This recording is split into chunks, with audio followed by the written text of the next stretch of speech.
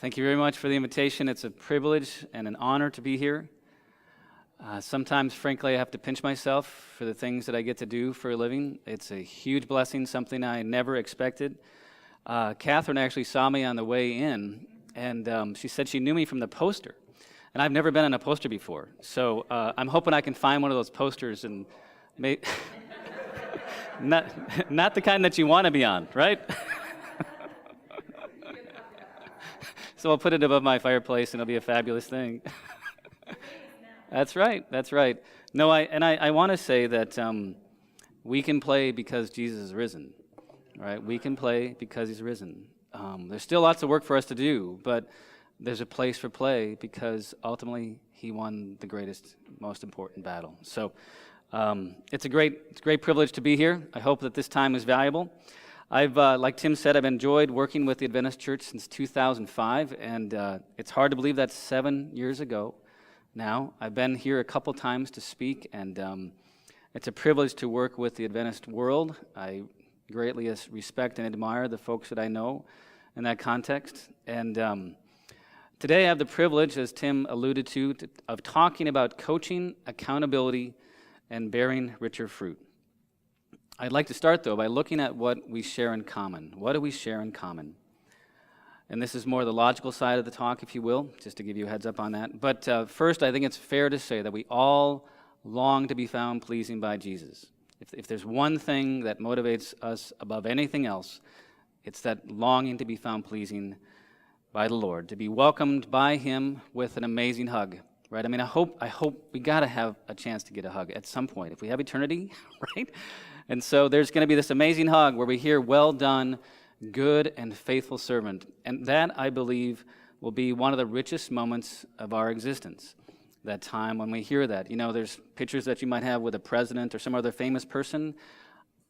You know, perhaps we'll have your picture taken when we get the hug, you know, that we can look at. I mean, it's in the realm of possibility. It's heaven, right? So that'll be a glorious, glorious moment for each one of us.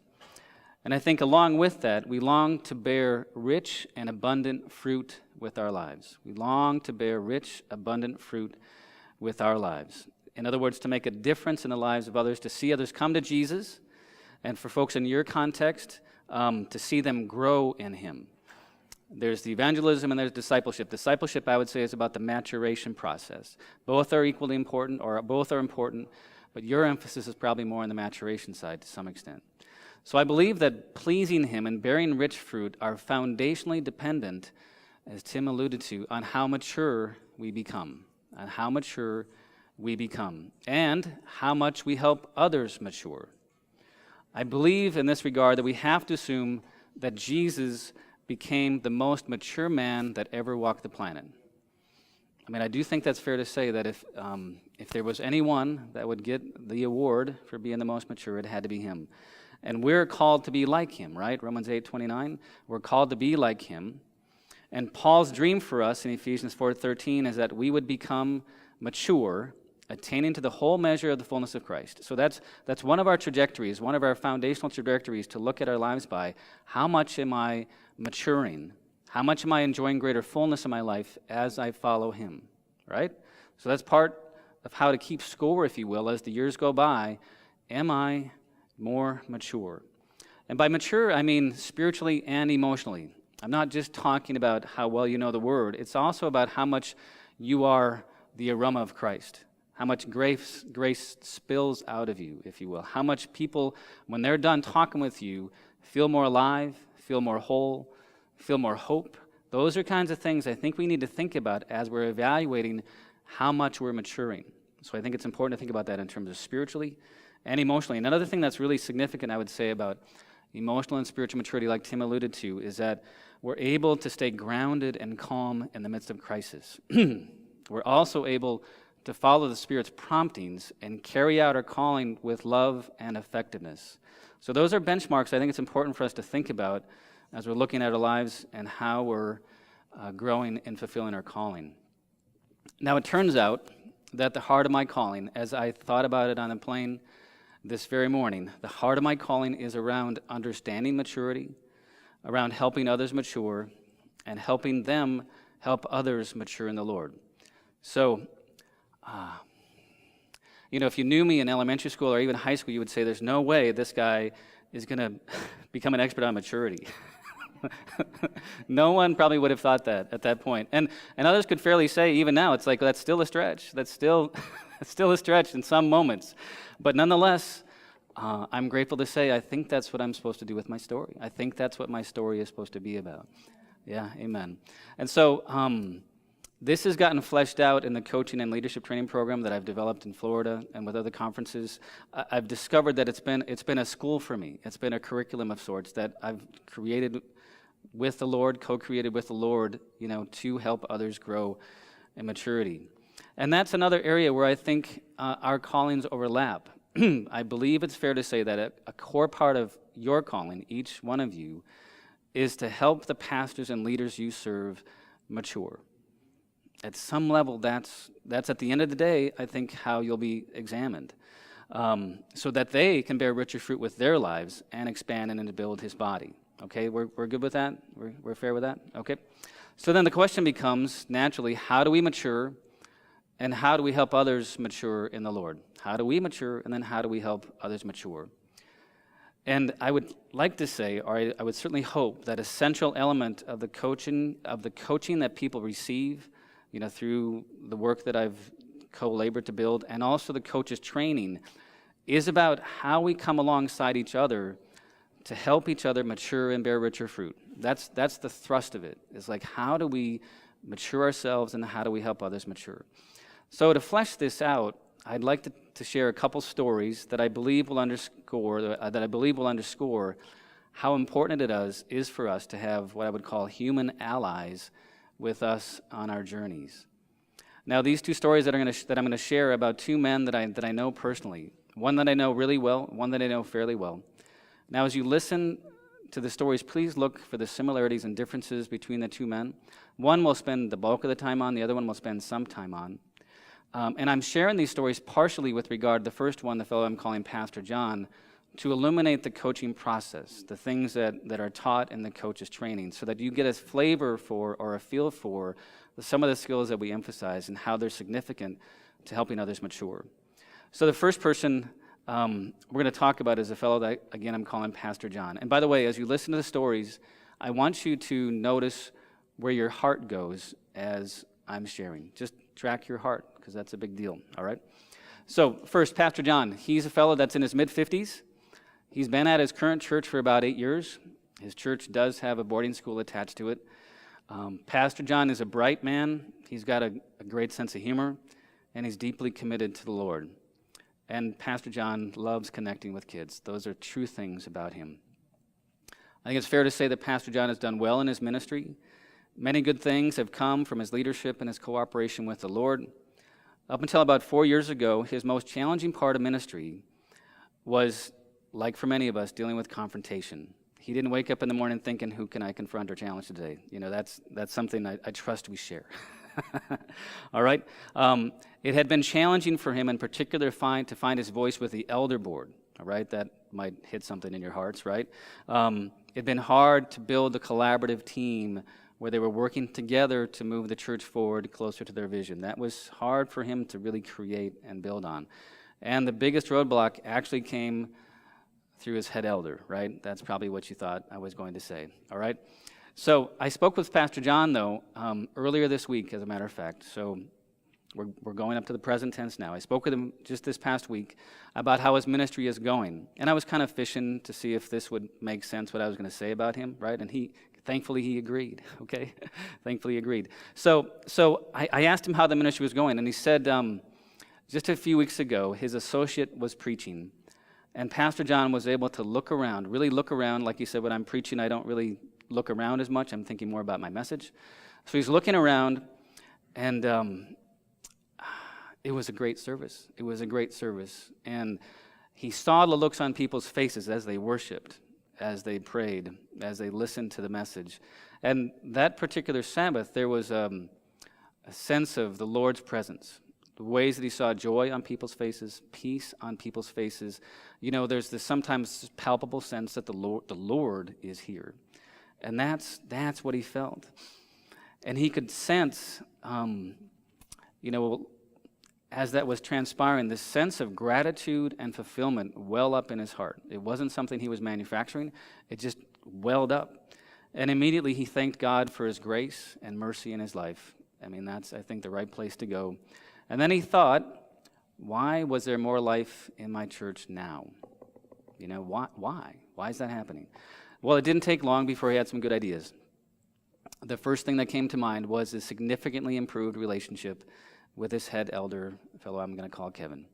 Kevin is a successful patriarch in the church, and John candidly used to flinch mostly on the inside when he thought about elder meetings and having Kevin be there. That was not a pleasant experience for him. And the reason was that Kevin would often adopt a critical, negative stance whenever John would begin exploring neat possibilities about ways to improve ministries or reach more kids. And he remembered how for such a long time he would watch in what I'm going to call quiet despair, you know, as Kevin would start to share, and then the elder board would just yield to passivity, you know, and fatalism. And the new ideas that could further the kingdom were put on the table and left to go to dust, right? It was painful to watch that happen. Can anyone here relate to a moment like that?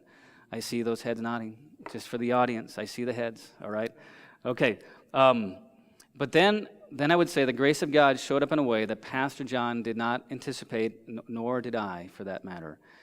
3 or 4 years ago, and some of you might think, well, this is self-promotional. And maybe there's something to that. That's not the heart of why I'm sharing this. In some ways, actually, it's because Roger asked me to talk about the impact of the coaches training program.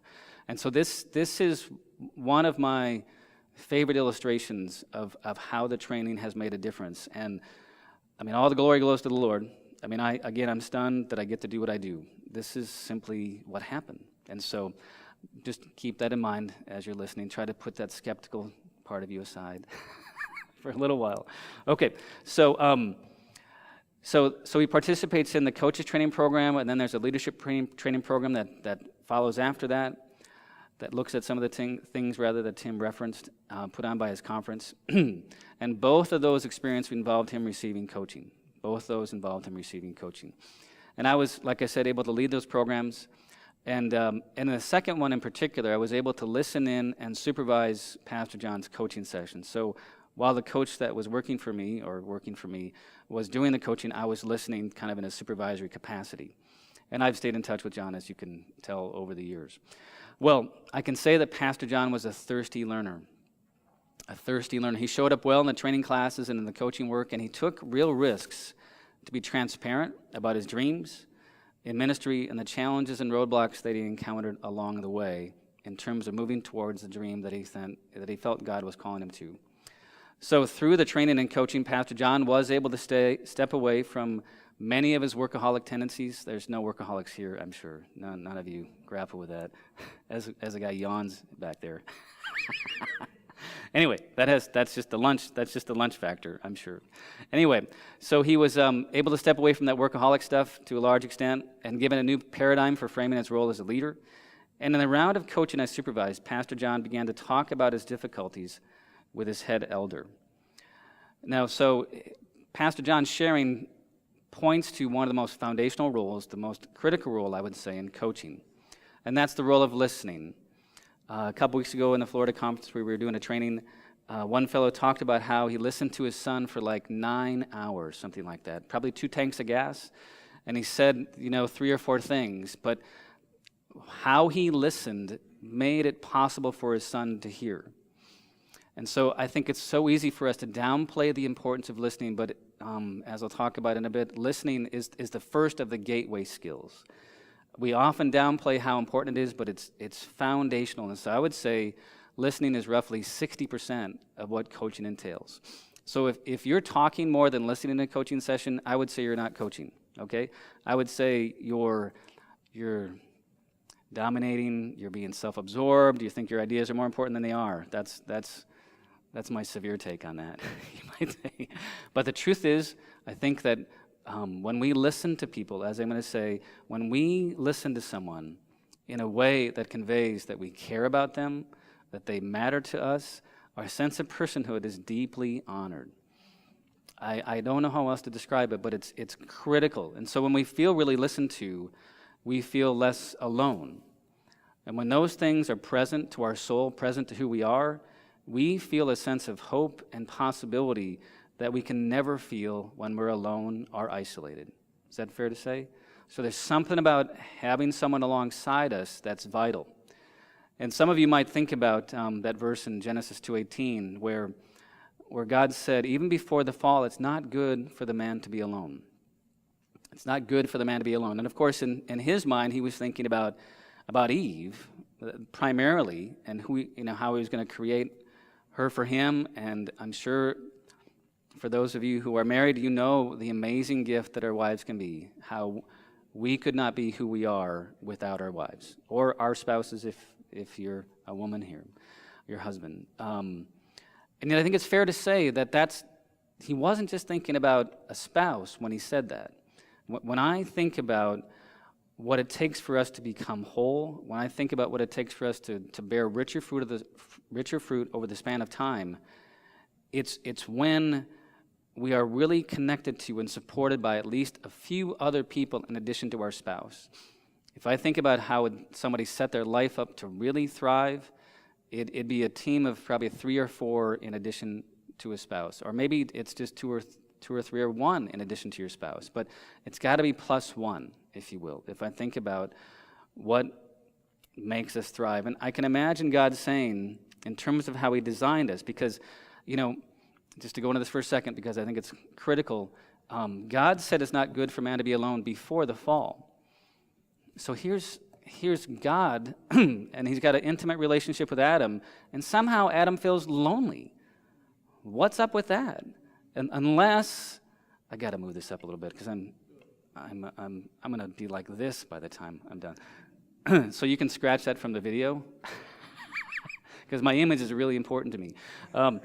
Anyway, so somehow before the fall, Adam felt lonely. And so I do believe it says that God designed a place in our hearts that only humans can fill. He's a big risk taker. I'm very comfortable saying that. that somehow he wanted us to become whole, partially through the love of God being communicated through other humans.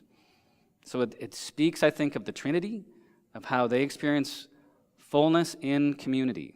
I mean, there's many reasons that it's a group of 3, but I think part of it is how they want to illustrate for us. And there's different ways to say this, but that we come to life when we've got an intimate circle of 3. That's where we go beyond the spouse. Okay, does that make sense? Okay, so I can imagine God saying, I've made you guys to enjoy richer lives and bear greater fruit when you feel really connected to and supported by at least a few key people in your life. And I can see him saying, you will do well to honor this truth. I don't think God's a God of the Lone Rangers. He's not a God of the solo superheroes. That's just not how he rolls. That's just not how he designed us, okay? All right, so the thing about ministry for folks in your world, and to some extent that's true for me too, ministry, when we're in ministry, our relationships are primarily about giving and serving. Okay, they're very one way, right? It's like you're the giver, you're the server, energy's going out of you, you're the one that's listening. And so it's so important to have some relationships that are about us primarily receiving, to balance it out. And that's, I would say, through perhaps a coaching relationship or through transparent friendships. I mean, I think it's great to have a professional and friends. That's how my life is set up. I've got a coach, I've got a therapist, I've got a couples therapist. And I don't say couples therapist because my marriage is in crisis. Thankfully, it's not. But I'm sure no one can relate to this, but sometime you need somebody to break the tie, right? Sometime you need someone to say, well, he's got a really good point there, or she's got a really good point there, and this is how you guys could grow. And so I'm so thankful for this particular couples therapist that we're seeing now, because she's been such a blessing in our marriage. And so part of, I think, perhaps why I'm here is to perhaps reduce stigma around seeing a therapist or seeing a coach or seeing a couples therapist, because as I just tried to underscore, That's good to know that we can't go there right now. Anyway, we need each other. We need some folks to speak into our stories, especially when we're giving so much. Okay, and so when we are able to share our thoughts, when we're able to let someone speak into our worlds, it brings us clarity and strength and security. I think that's a core thing that happens when we have people pouring into our lives just as we're pouring into others. So when we're in a place to speak freely, and certainly in a Christian context, I think this also gives the Holy Spirit room to bring us greater truth. I mean, I think about many of my biggest takeaways, they've come through other people. My big aha moments as far as seeing myself more clearly, it's been through other people that God's done that. That's not to say in quiet times or in the Word or times of solitude He doesn't speak, but I would be foolish to say that those other times through humans, that those weren't important. Is that fair? Okay. Now there's an author, Susan Scott, where she says, she wrote a book called Fierce Conversations, one of the books we use in our coaching work, and she says, in terms of how we're designed, I speak in order to find out what I know. I speak in order to find out what I know. There's something about articulating our thoughts when we feel free and safe that brings clarity that doesn't come any other way. And I think we'll discover that as we move further with the example with John. So when we step into a coaching posture, when we embrace listening and give that gift to someone, we are helping create conditions that make richer life and bearing greater fruit much more likely. I'm pretty confident about that, okay? Now, there's more to coaching than just listening. The next two gateway skills, if you will, in my opinion, are about empathizing and asking questions. Empathizing and asking questions. So back to Pastor John, we listened as he talked about his challenges with the head elder, and then we had to empathize. We had to move into John's experience. What was he feeling emotionally, and what was he thinking in order to help him? Now, empathizing at some level is about entering suffering, okay? Suffering is central to the maturation process. It talks about that quite a bit in early Hebrews as far as Jesus having to go through suffering to fulfill his calling. And so I don't think we should be surprised if ministry asks us to enter emotional suffering. And so when we listen to someone talk about their challenges, roadblocks, obstacles, frustration, discouragement, we're called to enter that with our hearts. So why is that so important? Well, at some level, I think people don't know that you care about them unless you show them that you're willing to enter their emotional worlds. When we empathize with folks and use emotion words that capture where they're at, whether that's celebrating or the other side, the harder side, it lets people know that we really care. And also, if we enter their emotional worlds, it's like their heart gets captured by the growth process, by the obstacle, and they want to move through it. And so it gives them momentum. It gives them traction when we enter their worlds emotionally. And I would say this is why Paul says, or he exhorts us to rejoice with those who rejoice and mourn with those who mourn. It's so that they feel connected to and strengthened and are able then, therefore, more so to carry out their calling or work through whatever it is that they need to do. Now, the asking questions piece, that's really important because that's about helping people explore assumptions and interpretations of events, how they responded to or experienced what was happening. And it's about, as well, the way that they gain a richer understanding of what they're going through. If they're talking to you about it in a coaching context, and let me just step out for a second. What's the difference between therapy and coaching? Okay, that's a question you might be wondering. Well, in my opinion, one of the biggest differences between therapy and coaching is the place the person is when they start the coaching process. Someone that goes for therapy, and I can say this because I'm a psychologist as well, they're probably anxious or depressed. They're overwhelmed with some sort of negative emotions that it's really hard for them to mobilize. Ideally, when you're working with other leaders, they're not in those places, okay? So you're not talking about coaching someone that's suicidal. We're not talking about coaching someone that's psychotic. or just gone through a traumatic event. They're just trying to breathe. They're just trying to get above the water. Coaching is designed for people that are functioning at a higher level, so that you don't have to have a PhD and all these years of training and experience to help them, because they're probably not going to go crazy. So it's a lower risk population, if you will. All right. So that's probably the biggest difference. The other way I would say is that coaching focuses more on the future, and therapy has more of an emphasis on repair and recovery, including looking at the past. So there's a difference in weighting, if you will, in terms of their emphases. All right. So with Pastor John, empathizing and asking questions meant exploring. Tell us what it's like, when you're in the elder board meeting, and Kevin says what he says, and so we look at, golly, that must be really frustrating. That must be really discouraging at times. You can probably feel defeated, and so it entails using those emotion words and what we call following the emotional vein. So you're following the heart of what they're saying, looking at the content and the emotional piece. Should you be a part of a training, that will become much more clear over the span of 7 months, okay? But as the coach follows the emotional vein, as they empathize and listen and ask questions, eventually you get down to what Susan Scott would call the ground truth, and that's where an issue is named. When something's named, it's like you really distill the issue down to its essence. So with regard to Pastor John and Kevin, it came down to the core understanding that Pastor John's core frustration was the roadblock between him and Kevin, and how that was hindering the board and ultimately the church in moving forward. So there's this deep frustration about the roadblock with Kevin. Now,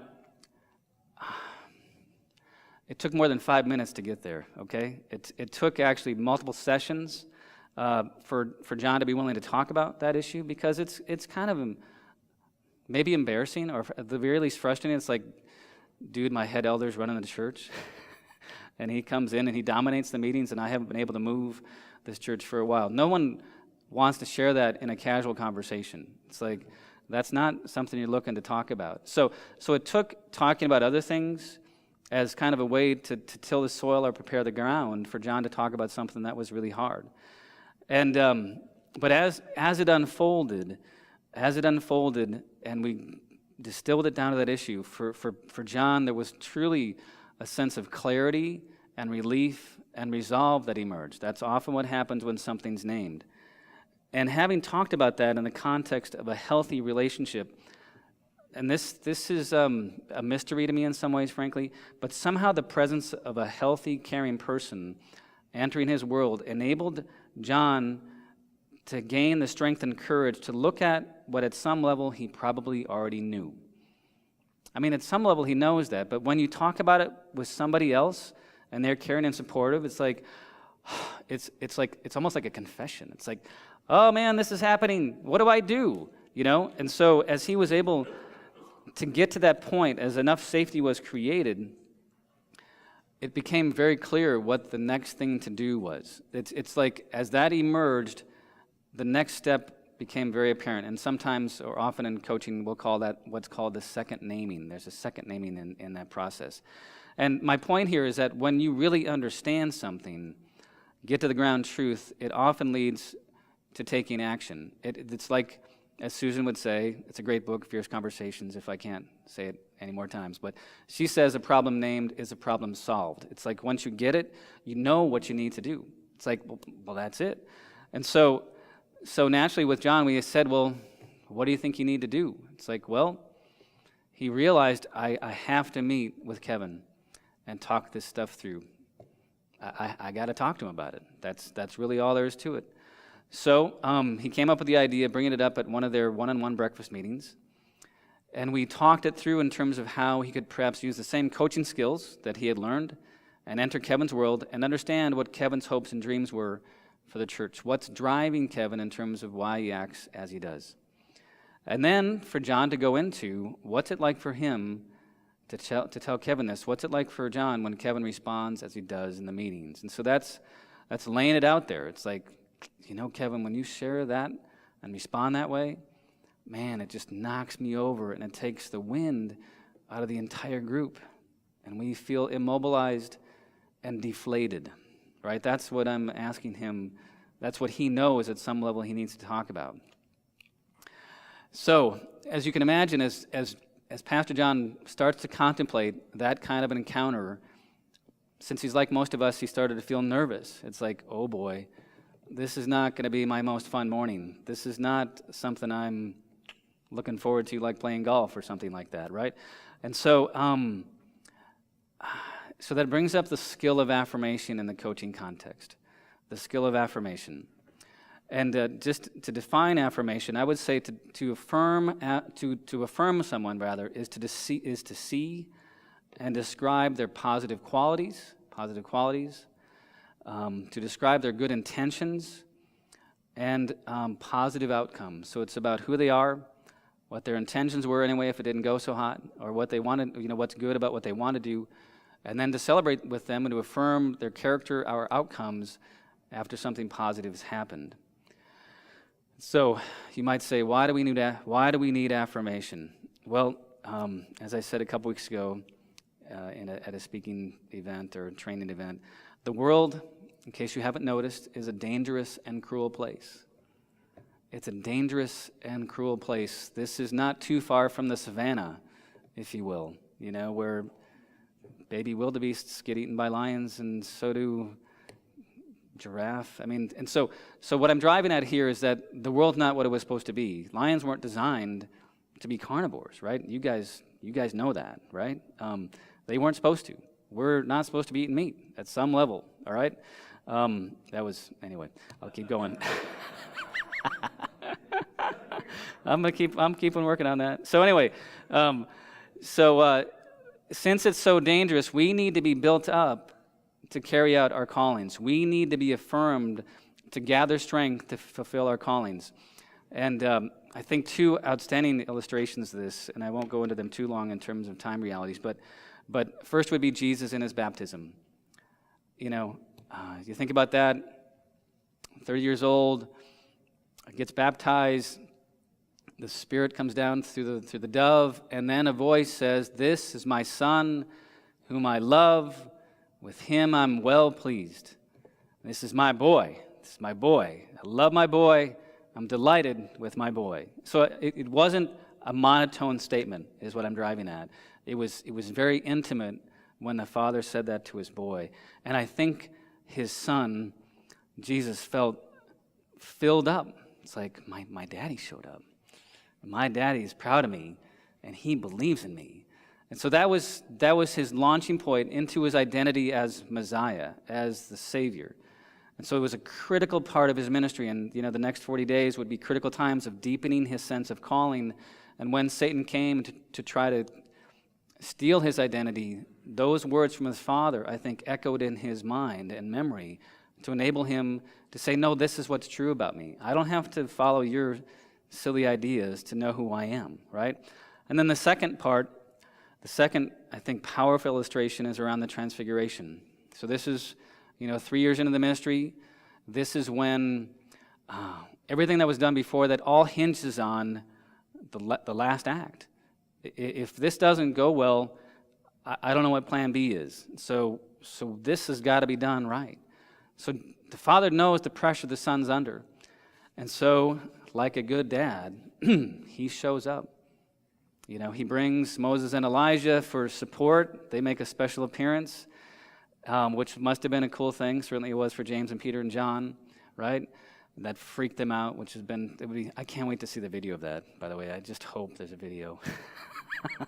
Anyway, so the Father says, again, "This is my Son whom I love. With him I'm well pleased. Listen to him." So that, I think, again, filled him up and reminded him why he was there and that his Father was going to be with him and that this was in the Father's plan. This is something they agreed upon a long time ago. Again, somehow he was slain before the foundation of the world, right? But it's like, this is when it's happening in real time. And it's gonna hurt like crazy. So the dad shows up to affirm him. So my point is that if Jesus needed affirmation, come on, man. We need affirmation because we're just a mess at some level, right? We need to be affirmed. We need to be built up, and we need, therefore, to be generous with others with affirmation in order to help that happen. So in Pastor John's case, this was about affirming his heart's desire to bless and strengthen the church. That's why he's doing what he's doing.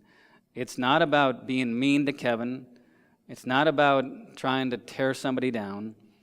It's about doing what's right for the church and helping Kevin grow, ideally, in maturity and strengthen the elder board. That's why he was doing what he was doing. And so John was strengthened and encouraged by those remarks, and then had a deeper commitment then to doing what he needed to do. So then the next question that comes up in a coaching context is, well, John, when are you going to meet with Kevin? And this is where the accountability piece comes into play. I would say that accountability is the most meaningful and productive in the context of a supportive relationship. That's where accountability has the most weight and the greatest meaning. Accountability is not about spanking somebody. It's not about holding them to an agenda that isn't a Spirit-led agenda. It's about speaking into their lives and asking them to follow through in what they've agreed to or what they need to do. Another thing that I would like to say briefly about accountability is that when I'm doing coaching and someone comes up with something that they need to do, I put that in bold in my notes so I remember it. And when the next session comes around, we follow up on that. And it's if they did it, then it's something we can celebrate. If they didn't do it, then we look at, well, were the external obstacles bigger than you thought? Or did some stuff come up that made it impossible? And if those things aren't the case, then we look at, well, was it something internal? Was it something in you where you got freaked out or overwhelmed or discouraged and you didn't follow through? So then we explore that. And in the process of exploring that, then ideally, the next time around, the person will be able to do it. So you guys have probably heard of Henry Cloud. He's a famous psychologist that I'm horribly jealous of. Anyway, that's not entirely true. But he's done some great things for the kingdom. And he talks about accountability, or you help people grow through accountability by giving them greater structure. We do best at doing things that we can't do well when we have people alongside us that have mastered that, and they help create the structure for that to come about. So, for example, just to go into that for a minute, since this is around accountability. Like most of us, like all of us at some level, being in healthy physical condition is important to me. I mean, that's a part of the temple of the Holy Spirit, right? Taking good care of yourself. And so I've been working at that, most of my adult life, if you will, and haven't made as much progress as I would like. And so this past weekend, through, I would say, a prompting of the Spirit, I went to a different health club. And I was actually just really hoping they had a nice hot tub, frankly. I was just hoping I don't know, I just really enjoy those. It was just like, I love to relax in a hot tub. And so I thought, well, maybe they got a free day pass, right? Maybe I can sign up for that. And lo and behold, they had a free guest pass for 7 days. And so, for something like that, you've got to sit down with somebody and talk about the place, right? And so, kind of like a timeshare, So, so I figured, well, that's worth it, for a nice dip in the hot tub. And so I go in, and this place is set up so well in terms of nutrition, in terms of the aerobics programs, in terms of the weight programs, in terms of they've got a spa there, and it's not horribly expensive. It's not a big jump from the current place we're going. But having been there, and yes, I actually joined the club that day. It was an impulsive decision for me, but I went for it because I couldn't imagine not going there, and it gives me great joy in terms of what we call creative tension to imagine that I can have a hot tub probably once a week. I can be in a hot. That fills my soul, baby. So come on to Chicago, and you're there. So having that external resource, like I actually stepped on a scale as a part of that. It's like as a part of the workout process, and it's like having that external support and knowing someone's going to sort of track with me. It's like I am much more motivated to exercise and watch what I eat. And so there's really something about putting ourselves in places where we are receiving external support to move us along towards what is important to us. And so that's something I encourage you to think about as far as for people that you're called to hold accountable, how can you bring support and how can you get shared agreement from them so that it's internally motivated? So you're holding them accountable for something that they want. That's what creates the ideal state, I would say, for motivation. Okay, so what happened with Pastor John and Kevin? What happened? Well, this breakfast meeting that we talked about actually happened. And Pastor John was able to enter Kevin's world through empathizing, through asking questions. And it was stunning. And I'm not saying this happens every time. It's probably less common than common. But as John extended appreciation and empathy, and then was able to express what it was like for him when Kevin chronically responded negatively to his ideas, and how much he felt hindered, that Kevin's responses hindered momentum. Kevin was really moved by what John was sharing. He was convicted, and he immediately started talking about, well, gosh, I love the church so much, and I've seen it make so many foolish decisions that I'm afraid for us to take risks. And so all of a sudden, Kevin's sharing about his fears that drive him in a negative direction, and how he didn't realize how much it was costing the elder board and the church. And so Pastor John was really surprised, by this. It's like this was not kind of in his scenario planning, if you will. And so as they discovered the synergy that Kevin wasn't trying to do this, they decided, well, why don't we meet together one-on-one when you want to pass new ideas to the elder board? And we'll process that together, and so that if it's a really good idea, if it passes the Kevin test, if you will, then we can present it to the elder board, and it's a slam dunk, if you will. And he's had elders, so they can meet one-on-one. That's perfectly kosher. And so that's what they decided to do, and it made such a tremendous difference. So in elder board meetings now, Kevin was much more supportive, much more thoughtful about what he shared and when he shared it, and that freed up the rest of the team to really get on board. And so it became dramatically different. So through that work, that coaching work, Pastor John was able to show up differently. That enabled Kevin to show up differently, and it rippled throughout the entire congregation. And so when we think about how do you shape culture, you got to shape the leader first, then shape how they interact with their key team members, and then that really paves the way for broader systemic and cultural change. So John was deeply grateful and fulfilled as he looked at how things had changed in light of the impact of the time with Kevin. Now, there's one other thing that I've got to mention briefly about Pastor John. So he's a resourceful guy, and so he couldn't help but start a coach's program for the adults in his church to work with the high schoolers. And so he trained the elderly folks in the church, or the older adults, what have you, in the coaching skills of listening, asking questions, and empathizing, kind of drawing on what he learned in the training.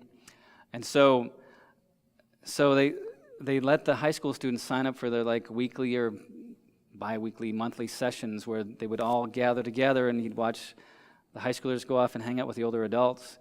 And as those meetings wrapped up, the teenagers would leave with a greater sense of peace and clarity. He could kind of just see it, in their body language. And he would see the older adults feeling grateful and fulfilled, just like him. And as he thought about that too, he just knew at some level that the kingdom of God, the fullness of God, was coming more and more into the hearts of his people. And so as a result, in many ways, his ministry had never been so good. That's a true story. It's a true story. So what's this all about? Well, this I would say is about Tom growing in freedom and security and clarity and strength. This is about how Tom was able to bear richer and deeper fruit through some people coming alongside him using strong coaching skills and godly wisdom. Now we think about the mission of Jesus and how, as he says in Luke 4, how he came to set us free, to bring clarity, to bring courage, and how he wants us to partner with him in bringing other people to freedom. And so I'd like to think that using coaching skills is a way to partner with Jesus in bearing richer fruit. Now, I think it's important in the time that I have for us to look at well, how does this approach reconcile with how God does ministry? And I don't think very often about God doing ministry, but that's a lot of what he does, right? He does ministry, right? And so how does he minister to those he has created? And in particular, how does he minister to those that he's calling to lead and grow? Because it's different with different contexts. Certainly there's prophets that are called to speak brutal truth into the lives of a community. But how does he speak? How does God engage with people that he's calling to lead? And so let's look for just a little bit at some foundational illustrations. Let's take Moses, the kind of patriarch of patriarchs, right? Moses, with him, God showed up to him, the burning bush. I mean, God was with Moses time and time again. I mean, there was this amazing fellowship that they had one with another, where God was with Moses. And we look in particular at Exodus 33:14, and this is where Moses is really struggling because God's thinking about withdrawing his presence. He's saying, man, you guys are so stiff-necked and so annoying that I'm done. And so Moses is begging and he's pleading, and God relents, and he tells Moses, my presence will go with you, and I will give you rest. My presence will go with you. So he says, I'm going to minister to you by being with you, and that will give you rest. So then you look at Joshua immediately after Moses, and Joshua, like most of us, is freaked out about his new role. He's scared to death about what he's got to do. I guess I'm inferring that because God tells him multiple times to be strong and courageous. You don't say that out of nowhere, right? And so God says, as I was with Moses, so shall I be with you. So this with piece is a huge deal. And then he says, and this is certainly foreshadowing, I will never leave you or forsake you. So it's like if Joshua can know that the Father's with him, that God is with him, life is dramatically different. Leadership becomes dramatically different. And then there's a host of things. I'll list them without going into great depth. But Samuel, as a prophet, it says he grew up in the presence of the Lord. He grew up in the presence of the Lord. Psalm 23, I will fear no evil, for you are with me, right? Isaiah 41:10, so do not fear, for I am with you. Do not be dismayed, for I am your God. I will strengthen you and help you. I will uphold you with my righteous right hand. So again, this notion of God being with. And then the ultimate with, of course, is, you probably thought of it already, is Emmanuel, God with us. God with us. And there's a moment in John 1:40 where a couple of John's disciples are kind of trailing Jesus, right? And he finally says, what do you guys want? What's up? And finally he says, come be with me. And so they spent the day with Jesus. And it doesn't say anything else about that. But I think it's important to reflect on, how did they leave that day, and what was it like? I mean, did Jesus talk for 8 straight hours on the mysteries of heaven? I don't think so. I would surmise that he listened a lot, asked a lot of questions, empathized quite a bit, affirmed quite a bit. That's how I fill in those blanks, if you will. And I would imagine that they left that day feeling more alive than any time they'd spent with any other human being, because of how Jesus was with them, okay? Then you think about how Jesus approached his ministry. He appointed 12 disciples, Mark 3:14, that they might be with him, right? That's the first thing it says. And then when he's leaving, the last thing he says, surely I am with you always to the very end of the age. The Holy Spirit comes alongside. It's the Spirit of Jesus in our hearts. And then it's fascinating because this jumps to Paul. And this didn't become clear to me until a couple years ago, where Paul says, when he's grappling with, should I stay or should I go? Should I stay or should I go now? Convinced of this, I know that I will remain with all of you for your progress and joy in the faith, so that through my being with you again, your joy in Christ Jesus will overflow on account of me. That's what he says. Through me being with you, you can't help but grow, because I will affirm you, I will encourage you, I will challenge you so that you can't help but be the same since I'm around you. It's powerful. So like God the Father, like Jesus and Paul, we're called to be with people in ways that bring them life. So what's challenging about this approach? What's challenging about it? Well, it takes time to be with people. And we don't have unlimited time. You can't coach everybody in a transformational way. You can have transformational conversations when you use these skills, but it takes time to really help someone grow.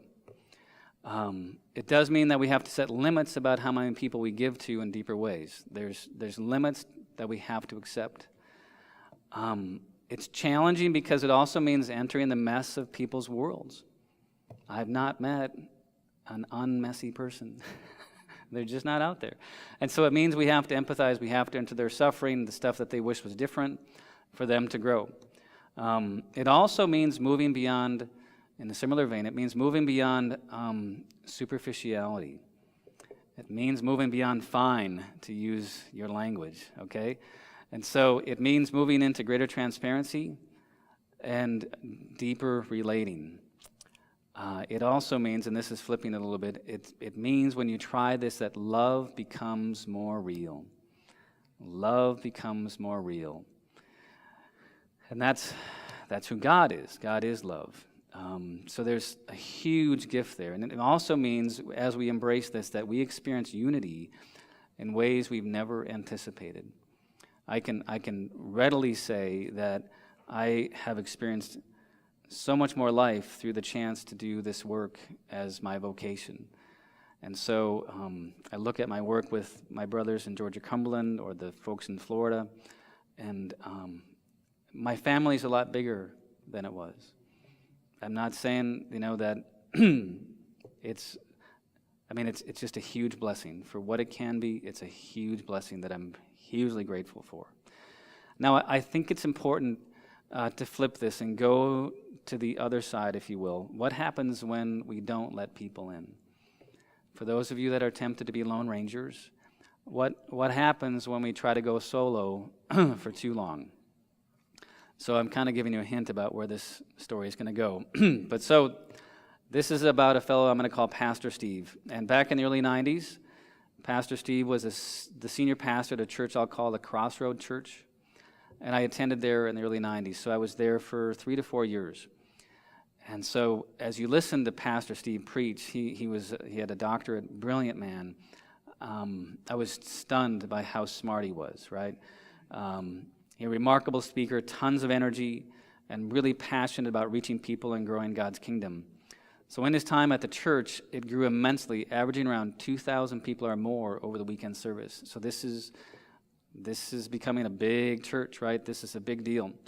So Steve's work is instrumental in increasing the church's focus on overseas missions, and his sermons were truly stimulating spiritually and intellectually. So it was hard not to be in awe of the gifts that God had given him. Through his inspiring leadership and preaching, I grew in my faith and was even baptized by him. I've got pictures of being baptized by him. It was a very cool moment. Yet, internal and external factors would collide over the next few years that would profoundly damage Steve's life and ministry because I would say he didn't take appropriate measures to let the right people in or accept his limits, all right? So the last 4 years of his ministry at Crossroads, in terms of what transpired, he led a major renovation on their current church. And then after that was done, they realized they needed even more room. And so they launched into this colossal building program to build an entirely new church that would be 350,000 square feet, right? So this is a big church. And the sanctuary itself would hold over 4,200 people. So this is a major building program, okay? So you can imagine the pressure that would unfold with that, right? And you probably heard horror stories about people that do church building programs and how much stress it puts them under. So one of the ways that emerged for him was that the pressures began to take a toll on his body as he was diagnosed with diabetes during that tenure. So his body is starting to show signs of wear. And I'm confident, this is speculative, but I'm confident that his wife began noticing him pulling away and becoming more distant as the stress of really 2 full-time jobs, a building program and preaching, and all of his other duties were piling up. Now, it's important to say as well regarding Steve's background is that he grew up with an alcoholic father, where his parents divorced when he was in his early teens. And I would say that pushed Steve further into self-reliance. I mean, at some level, his dad wasn't there, and then his parents divorce, and it's kind of him. And so Steve came into ministry with vulnerabilities to drivenness, overextension, and self-reliant that I would say, combined with the stresses of the building program and his regular duties, made it really difficult for him to see the warning signs, okay? And so when you're under more stress, you default more to your old coping patterns. That's how we work, right? So self-reliance became a bigger and bigger deal for him. Now, what happens to us as human beings, I'm pretty convinced of this, is that when stressors intensify, become chronic, it doesn't take long for most of us, when we're under that kind of stress, for darkness to start to become like light. For darkness to begin to look like light. So if you're grounded in a good place and have plenty of renewal and have close friendships, temptation is nowhere nearly as compelling, right? But if we're overextended and depleted and isolated, darkness starts to begin to look like light. And that there's something just profoundly sobering about that. And so, sadly enough, in Steve's case, this manifested in him pursuing an affair. And I can remember the time that he said, if I stray, I count on my elders to hold me accountable. And I had no idea that that was a prophetic statement on his part. And so, in the mid-'90s, on his way back from a missions trip at the Minneapolis airport, he was confronted by his elders with the evidence for an affair, and he immediately resigned. And so that following Sunday, and this is a month after they moved into the new church building. This is a true story. A month after they move in, the entire congregation hears that Pastor Steve is resigning from ministry.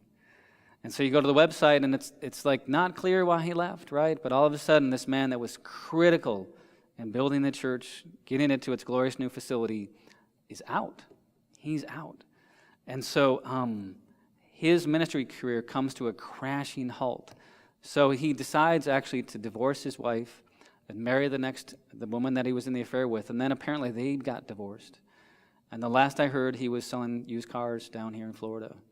So this man that had this stunning ministry, it implodes and explodes, right? It implodes and explodes. And I would say it's because he didn't learn to build more transparent relationships. He didn't learn to invite people in to get that 3 or more in order to be able to see ways that he was falling into Satan's trap. And so he wasn't able to learn how to invite his wife in, or how to say no, or how to accept his limits. And we need others to be able to do that. So when I think about ministry, as I was thinking about that, it's like there's a dual nature to it. In other words, we're called to become mature. We're called to grow in the Lord, but we're also called to help others grow in the Lord. So there's a both and. And if you neglect the prior and focus exclusively on the latter, you're dooming yourself to lesser fruit and perhaps a fall. I mean, the more that you're not letting others in, key others, I'm not talking about your congregation. I'm talking about a couple skilled people that can come alongside you and help you grow and help you see the warning signs and help you grow in terms of accepting your limits and embracing renewal and things of that nature. So part of what I think is so important for us when we think about our ministries is how do we ensure that we're growing in our ministries? We're called to become mature. We're called to be exemplars. We're called to be someone that people want to be like. And if we're modeling workaholism and overextension and superficiality, I don't think Jesus is thrilled with that. I'm not saying that he's not loving you, but I'm saying he's probably going, I called you to more than that. I called you to more. You're called to fullness. You are. That's part of the gift of following me as you grow in fullness. And then the other side, like I said, is about how do we help others mature. And that's where I would say how we can mature ourselves so we can enter others' worlds more powerfully through those, what I'm calling coaching skills of listening, empathizing, asking questions, naming, confronting, challenging, and holding people accountable. That if we can get that synergistic, that we're receiving well and that we're giving well, that we're growing and we're helping others grow, that's what I think will enable us to wrap up, to have the richest celebration on the other side. Pastor John is growing and bearing fruit. His ministry is becoming more vibrant, more meaningful. His church has got greater momentum. Pastor Steve, because of choices he made, because of ways that he wasn't able to see his blind spots, because he didn't share, his stopped, if you will, in his early 50s. And I long for you. I mean, I can't make you do anything, but I long for you to take the risks, to follow the Spirit's prompting, to let yourself receive from the people you need to receive from, to pray that you can find out who those people are. I mean, I believe they're out there for each one of you. I don't know who it is. I don't. But I know God does, and I know that He wants that for you. And so my wish is that this might be one small part of you moving further towards wholeness, moving further to a life that's one where you're receiving, where you're growing, and through that, able to grow and bless others in more powerful ways.